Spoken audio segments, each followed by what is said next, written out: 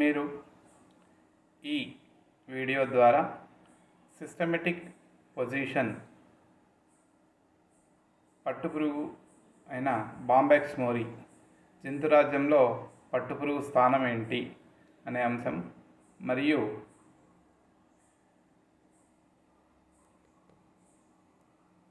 పట్టుపురుగుల యొక్క వర్గీకరణ, దాని యొక్క స్థానం గురించి పూర్తిగా తెలుసుకోబోతున్నారు. మన భారతదేశంలో పట్టుపురుగులు 4 రకాలు ఉన్నాయి. అవి వాణిజ్యపరంగా అభివృద్ధి చెందినవి. వాటిని మాత్రమే ఎక్కువగా ఉపయోగించి పట్టును ఉత్పత్తి చేస్తున్నారు. అవి మల్బరీ పట్టు, టస్సార్ పట్టు, ఎర్రి పట్టు, మ్యూగా పట్టు. ఇవి మల్బరీ పట్టుపురుగు, టస్సార్ పట్టుపురుగు, ఎర్రి పట్టుపురుగు మరియు మ్యూగా పట్టుపురుగుల నుండి ఉత్పత్తి అయినది. మల్బరీ పట్టు పురుగు తప్ప మిగిలినవి వన్య రకానికి చెందినవి.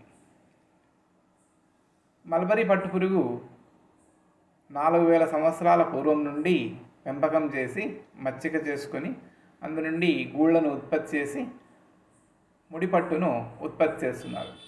ప్రపంచవ్యాప్తంగా ఉత్పత్తి అయ్యే పట్టులో 95% పట్టు ఈ మల్బరీ పట్టు నుండే ఉత్పత్తి అవ్వడం వలన మామూలుగా పట్టు అన్నట్టయితే అది మల్బరీ పట్టు అనే వ్యవహారం చేయడం అనేది జరుగుతుంది. ఏ మల్బరీ పట్టు పురుగులైనా అవి బాంబెక్సీ మోరీ అనే శాస్త్రీయ నామం చెందిన పట్టు పురుగుల నుండే వచ్చినాయి. సో అవి అల్లే గూళ్ళ నుండి దారం తెంపులు లేకుండా మొదటి కొన నుండి చివరి కొన వరకు పట్టును ఉత్పత్తి చేయవచ్చు. ఈ విధంగా ఉత్పత్తి చేసిన లేదా దారం తీసిన పట్టును ముడిపట్టు అని వ్యవహరిస్తారు.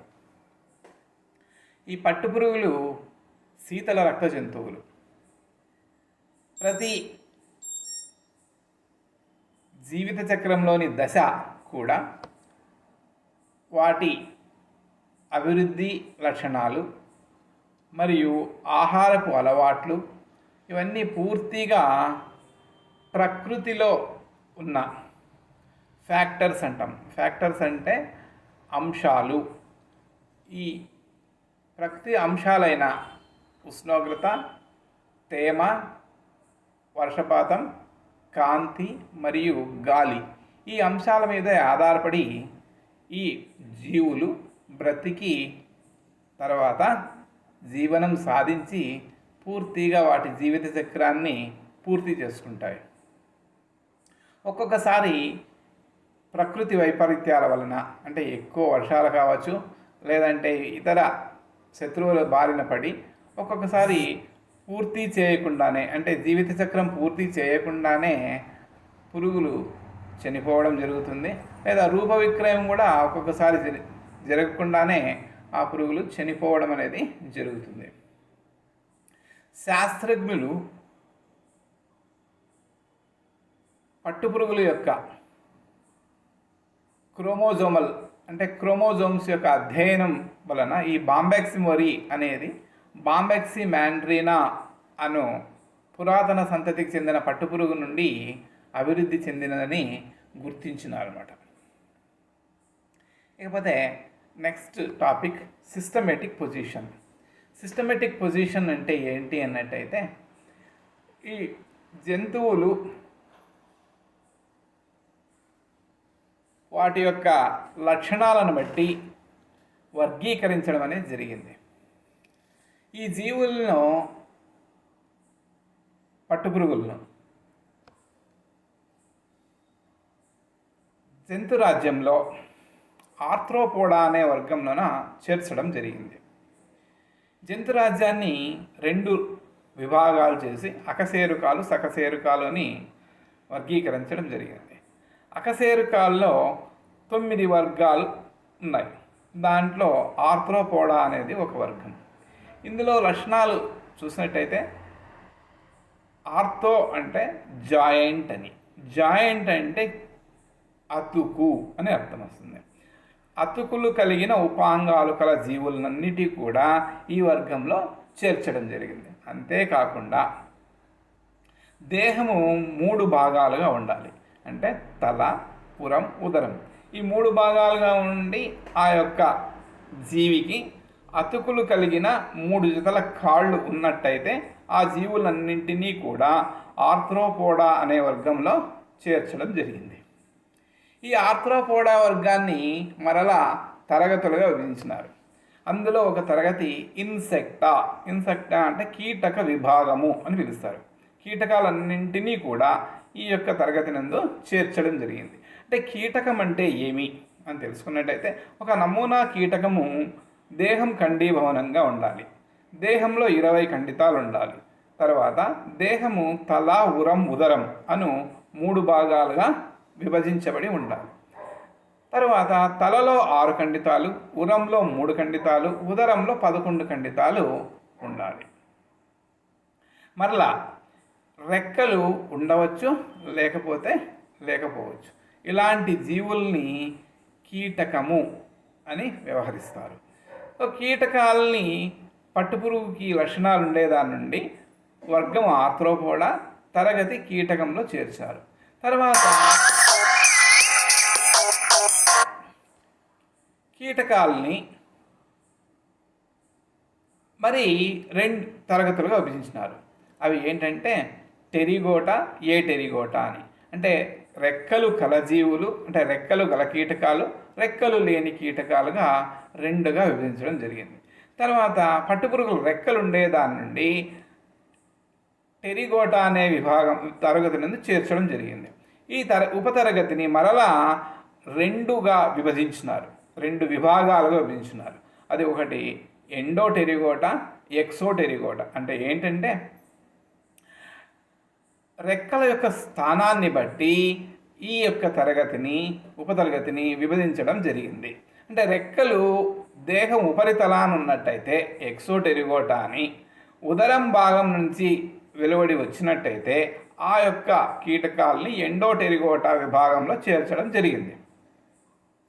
ఎండోటెరిగోటాకు చెందుతుంది ఈ యొక్క పట్టుపురుగు.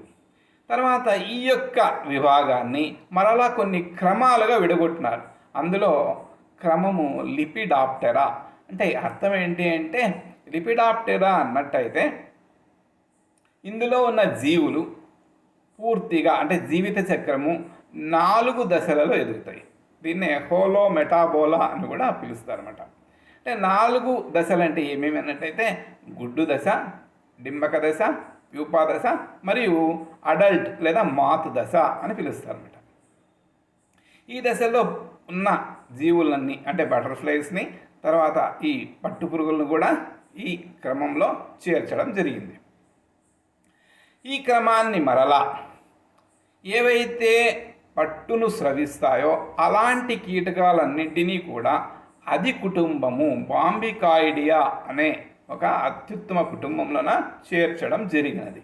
ఇందులో 2 రకాల కీటకాలు ఉన్నాయి, అంటే పట్టు స్రవించేటివి.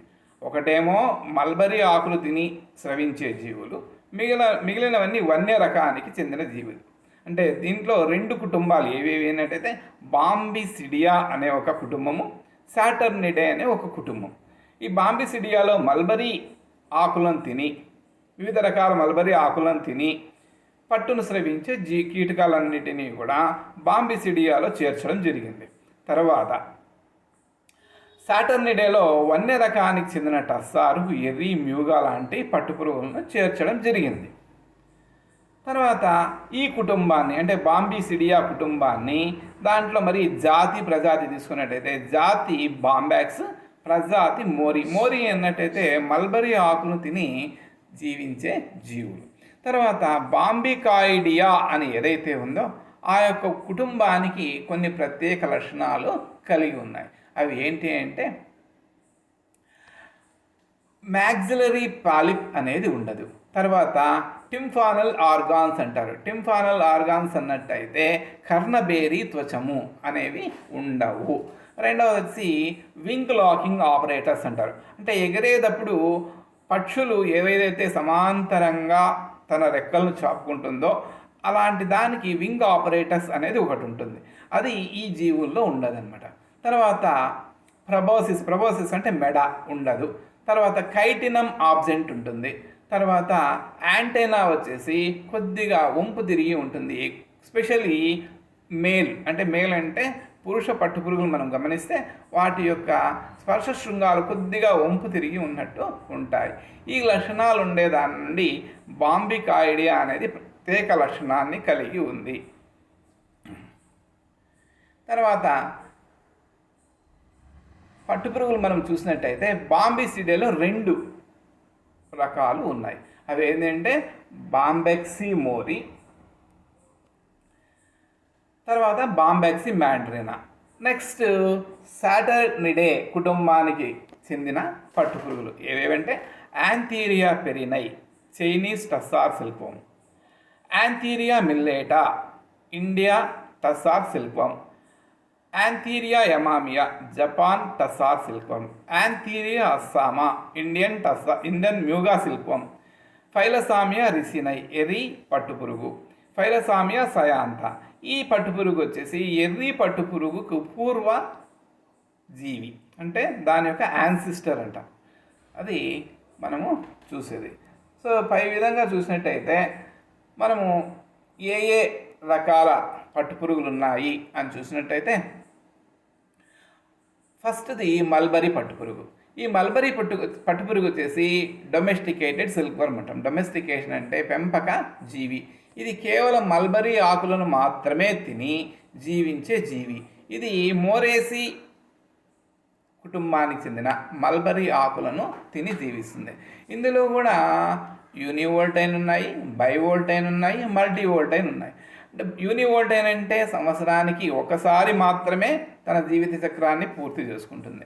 బైవోల్టైన్ అంటే సంవత్సరానికి 2 సార్లు తన జీవిత చక్రాన్ని పూర్తి చేస్తుంది. మల్టీవోల్టైన్ అంటే 5 నుండి 6 సార్లు వాటి యొక్క జీవిత చక్రాన్ని పూర్తి చేస్తాయి. ఇవి శుద్ధ రకానికి చెందిన కావచ్చు, సంకర రకానికి చెందినవి కావచ్చు అన్నమాట. తర్వాత టస్సార్ సిల్క్వర్మ్. ఈ టస్సార్ సిల్క్వర్మ్లో ఆయా దేశాల్లో అంటే మన ఇండియా కావచ్చు, లేదంటే చైనా కావచ్చు, లేదంటే జపాన్ కావచ్చు, అక్కడ పిలుచుకునే పేర్లు వాటి యొక్క వ్యవహారనామాలు చూసినట్టయితే ఫస్ట్ మన ఇండియాలో తీసుకున్నట్టయితే యాంథీరియా మిల్లెటా అంటారు. ఇది వచ్చేసి టర్మినేలియా టమోంటోసా అనే అర్జున ఆకులను తింటుంది. తర్వాత యాంథీరియా ప్రయోలియా, ఇది ఓక్ టస్సార్ అని పిలుస్తారు. ఈ ఓక్ ఆకులను తిని జీవించి తర్వాత గూళ్ళని నిర్మించే పట్టుపురుగు. ఇది ఇండియాలో దొరుకుతుంది. యాంథీరియా యమామియా, అర్జున్, సాలు, ఓకు, పామ్ ఈ యొక్క మొక్కల ఆకులను తిని జీవించే గూళ్ళను నిర్మించే పట్టుపురుగులు. ఇవి సాధారణంగా యూనివోల్టైన్ ఉంటాయి, బైవోల్టైన్ ఉంటాయి. తర్వాత ఇవి గూళ్ళను నిర్మించినట్టయితే ఆ గూళ్ళ బరువు వచ్చేసి 7 నుండి 14 గ్రాములు ఉంటుంది. ఈ గూళ్ళకి ఒక పిడంకల్ అనేది ఉంటుంది, అంటే కాడ లాంటి నిర్మాణం. ఈ గూడులో దారం చూసినట్టయితే 1000 నుండి 1200 మీటర్ల దారము వస్తుందన్నమాట.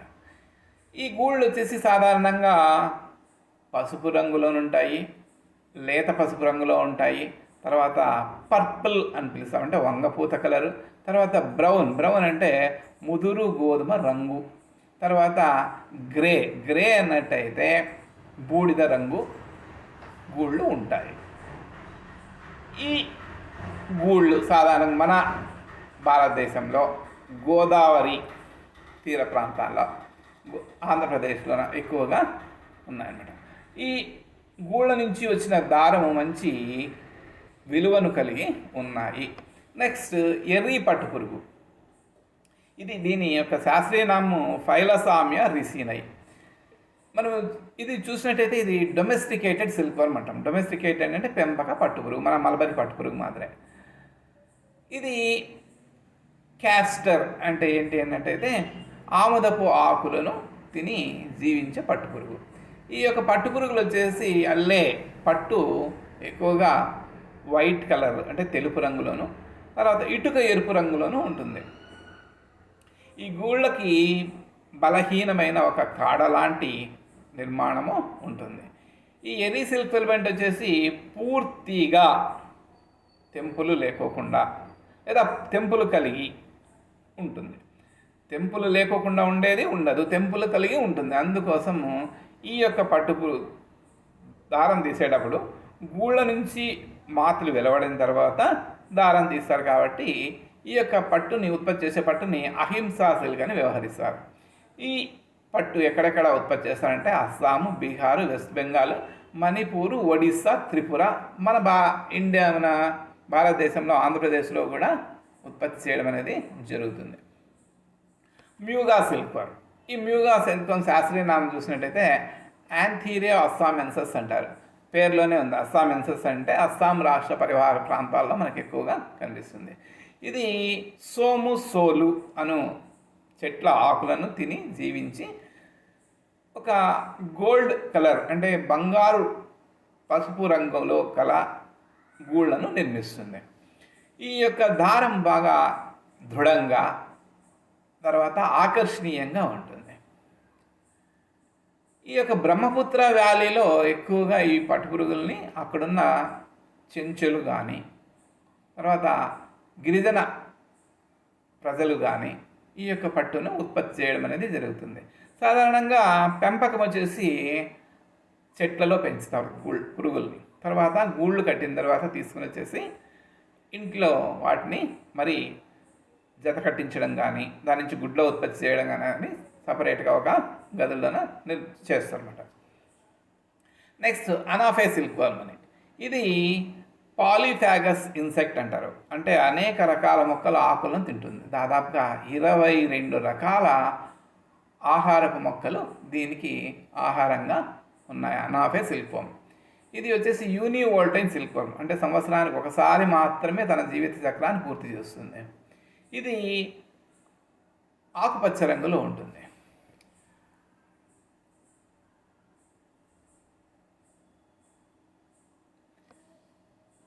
ఈ సిల్క్ వర్మ్ యొక్క జాతి వచ్చేసి అనాఫే. ఎక్కువగా సదరన్ అండ్ సెంట్రల్ ఏషియా అంటాం. అంటే దక్షిణ ఆఫ్రికా బాగా దేశాల్లో ఎక్కువగా కనిపిస్తుంది అన్నమాట. దాదాపుగా 12 నుంచి 100 దిమ్మకాలు కలిసి ఒక పెద్ద గూడుని నిర్మిస్తుంది. ఈ యొక్క గూడు బరువు వచ్చేసి దాదాపుగా 3.5 కేజీలు ఉంటుంది. తర్వాత పొడవు 10 నుంచి 15 సెంటీమీటర్లు, వెడల్పు 10 నుంచి 21 సెంటీమీటర్లు ఉంటాయి. ఈ గూడుని నిర్మించడానికి ఆ పురుగులకి దాదాపుగా 3 నుండి 4 నెలలు పడుతుంది. ఎక్కువగా ఆకర్షణీయంగా మెరుస్తూ కనిపిస్తుంది. దారం కూడా కొద్దిగా సాగే గుణాన్ని కనిపిస్తుంది. మల్బరీ పట్టు కన్నా బాగా దృఢంగా ఉంటుంది. అందుకోసం ఈ పట్టు నుంచి ఉత్పత్తి చేసే గుడ్డని వెల్వెట్ కానీ ప్లష్ కానీ క్రాఫ్టింగ్ కానీ నీడిల్ వర్క్ కానీ ఉపయోగిస్తారన్నమాట. ఫరాగా సిల్క్ వర్మ్. ఈ ఫరాగా సిల్క్ వర్మ్ చూసినట్టయితే మనకి జైంట్ సిల్క్ మాత్ అటాకస్ అట్లాస్ అనే దగ్గర నుంచి దీని యొక్క శాస్త్రీయ నామం. ఆ యొక్క పురుగుల నుంచి ఈ యొక్క సిల్క్ని ఉత్పత్తి చేస్తారు. ఇది ఇండో ఆస్ట్రేలియన్ బయోజియోగ్రఫిక్ రీజన్ అంటే ఆస్ట్రేలియాకి ఇండియాకి మధ్యలో ఉన్న భూప్రాంతంలో చైనా సూడాన్లోనూ ఎక్కువగా ఇవి చూడవచ్చు. ఇది సాటర్నిడే కుటుంబానికి చెందిన పట్టు పురుగు. తర్వాత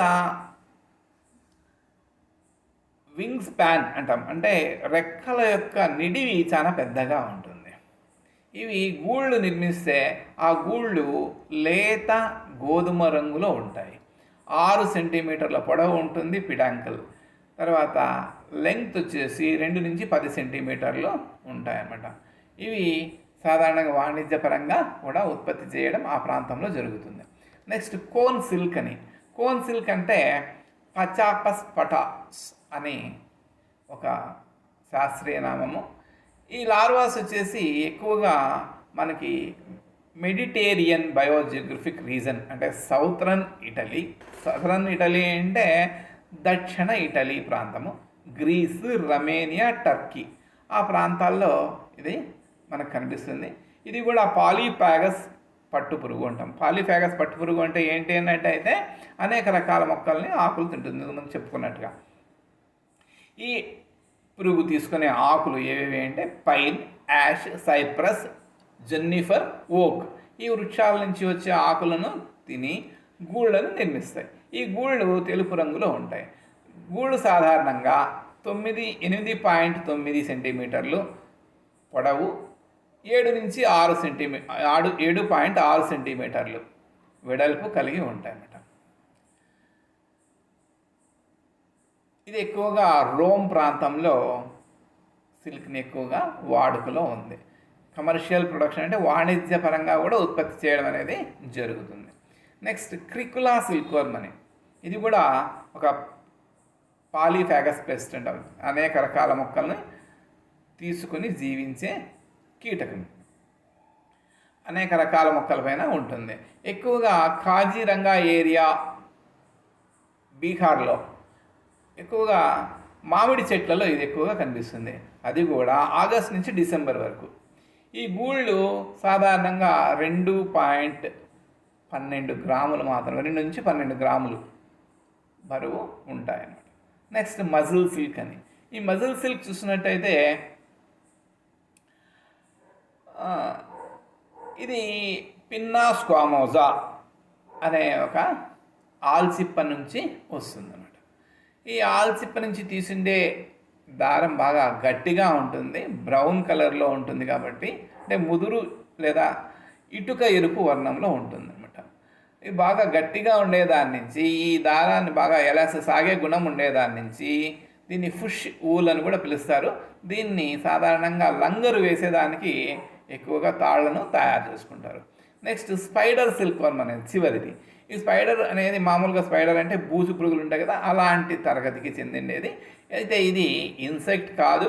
అయితే దీని నుంచి వచ్చే దారం బాగా గట్టిగాను తర్వాత సాగే గుణం ఉండేదాని నుంచి దీన్ని మెడగాస్కర్ ప్రాంతంలో ఎక్కువగా ఉత్పత్తి చేస్తున్నారు అన్నమాట.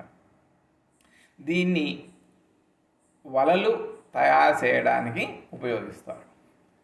సో ఈ అంశాలన్నీ ఈ యొక్క లెసన్లో మీకు తెలియచేయడం అనేది జరిగింది. సో దీని యొక్క సిస్టమేటిక్ పొజిషన్ ఎట్లా ఉంటుంది, ఏం పరిస్థితి, ఏం కథ అని. సో దీంట్లో 2 మార్కుల క్వశ్చన్స్ ఏ వస్తాయి, తర్వాత 6 మార్కుల క్వశ్చన్స్ ఏ వస్తాయి అనేది మీకు ఇవ్వడం జరుగుతుంది. సో మీకు బాగా క్షుణ్ణంగా తెలుసుకొని వీటికి మీరు ఆన్సర్ చేయగలిగితే మంచి మార్కులు వస్తాయి.